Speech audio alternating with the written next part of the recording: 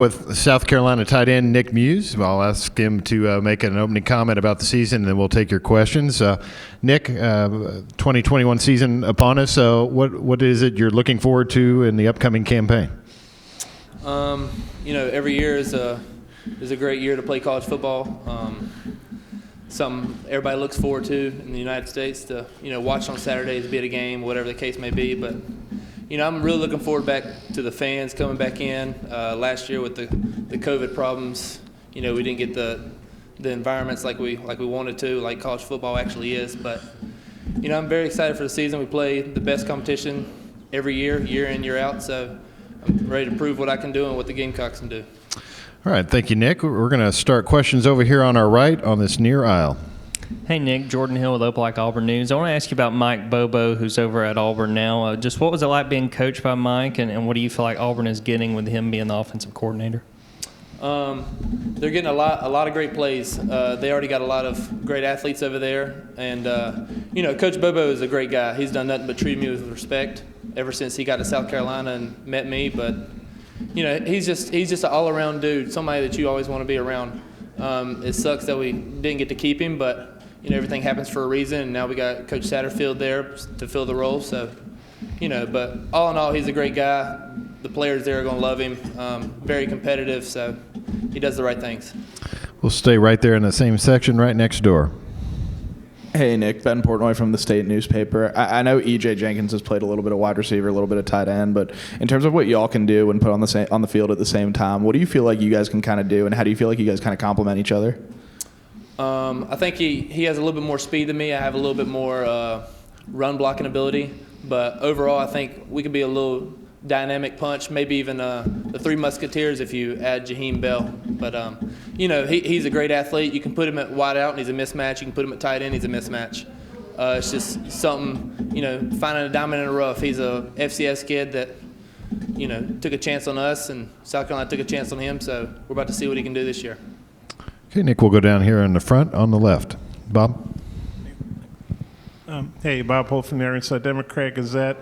Playing with Kevin Harris, I was wondering what impresses you about him as a running back? What do you think makes him so good?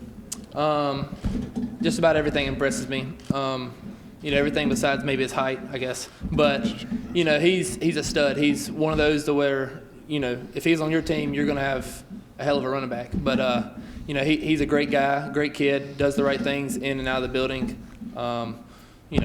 Academic, honor roll. But when you see him running behind you, I can miss a block and I'm still confident that he's going to make a positive play out of it just because of how much athletic ability he has, and just who he is in general. He's 220 pounds of straight muscle, so not many people want to tackle him, and he runs pretty dang fast. So. Hey, Nick, we're going to go in the center section, right up in front of the camera. Hey, Nick, just wanted to get a few thoughts from you on Coach Satterfield and what it's been like, I guess, going through spring practice and seeing what kind of offense he's going to have for you guys this fall. Coach Sat's a good guy. He came from the Panthers, working a little bit under Joe Brady, who we have connections with at William Mary, so I know exactly how smart that guy is as well. But, he's learned from a lot of people, and he's teaching a lot of people some good stuff. During the springtime, we'd always have meetings up in his office where he would just go over the same play for 30 minutes, and you're like, geez Louise, can I watch something else? But, that's just – he's a big detailed guy. He's big in, competitiveness. So that quarterback room's I believe all of them are going to be prepared to play this year, so we'll see what happens. But he's definitely the right guy for the job. Okay, we'll go over here to our left on the second row. Hey, Nick, Corey Diaz with the Greenville News. Talk about the tight end group, man, that position group, and how it potentially could become the primary target in this offense this year with the amount of talent and the amount of snaps and experience that you guys have this year. Yeah, like I said, we just brought in E.J. Jenkins for the spring, and that did something else. He's about 6'7", 6'7". Can jump out of the room. So anywhere you put him is going to be a mismatch. You got Jaheim Bell, who we worked a lot at running back, worked a lot at slot, work at tight end. He can block, he can catch. He's the overall one of the best athletes on the team. Hopefully I can produced a little bit this year. So, if we don't have us three on the field a lot, then, we're gonna have some issues. So, just them two guys and how they are and how they compete, and I just feel like we're the three musketeers. We're going to hopefully dominate this year. Okay, Nick, we'll go over here to our right again on the near aisle. Yeah, Nick, I want to ask about a young guy, Eric Shaw. I know he played a little bit both ways last year. Just what have you seen from him and the potential he has going forward? He's another athletic freak that can play just about anywhere. We've been working him a little bit at tight end and also a little bit at wide receiver because he's around 220, and it's hard to put your nose in there and block people like JJ at 220 pounds. So you're trying to find a good place for him where he can compete and get on the field somehow. So we're working him at different places, but he's an athletic freak. So. Okay, we'll stay right there. Next door. Nick, I saw JJ switch to number 1. You got a couple other of those guys on the defensive line with some single-digit numbers. Does that matter for you as a tight end when you're coming out looking to block a guy and guys with those smaller numbers, or seeing those guys, some of those bigger dudes with some of those smaller numbers? It does reflect like how big I am walking around like regular people, but it also affects how big they are walking around me. So when you can barely see his number because he's the guy across from you is so juiced and so muscular, it's almost stupidity. But it doesn't really matter about the number, or it just matters how you play. But it definitely it puts a little it opens my eyes a little bit about this dude's pretty massive. So because everybody I go against is 280, 300 pounds, the best athletes on their team. So I'm not really worried about the number, but I'm worried about them when I do see the number. So. Other questions, raise your hand. We've got another one up here in the front. Bob, we'll bring a microphone to you.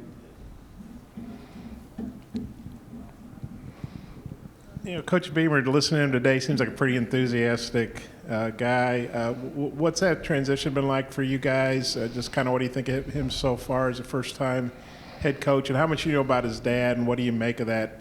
I guess the lineage there. I don't keep up much with Virginia Tech growing up, just because I wasn't really like a big fan. But you still hear about the Beamer legacy there with his dad Frank, and how much he's done there. So he's got some big roles to fill, or big shoes to fill. But I believe he can make it happen, and he can change this school into a winning program like it used to be back when Connor Shaw and all them dominated the SEC. So. I'm excited for him. He's a competitive mindset. He wants to win in everything he does. We had 7 a.m. workouts, and I get there about 6:15, and I saw him out there doing the same workout that we're about to do. So it's like, he's just who he is. That's what you're going to get every day in, day out. He brings his family into the facility. Family guy. So, the Beamer family's they've been nothing but awesome to me. Very respectful. So.